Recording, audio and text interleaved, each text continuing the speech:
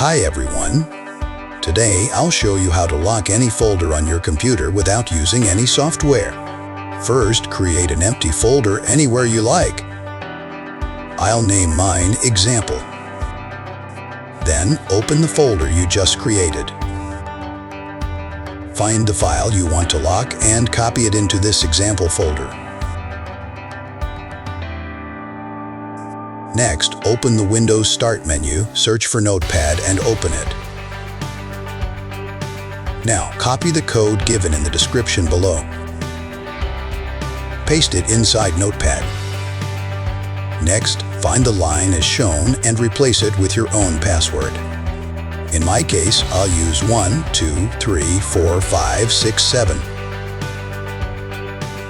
Now, click File, then Save As. Save the file inside the example folder we created earlier. In the file name box, type any name you want. Make sure it ends with .bat.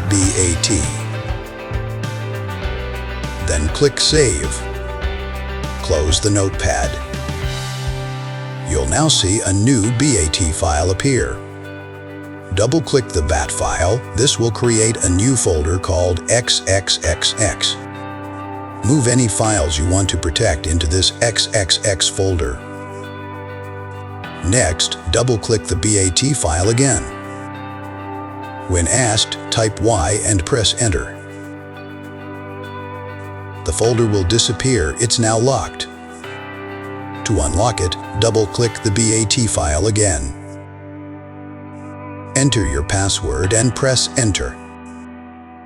The folder will reappear instantly.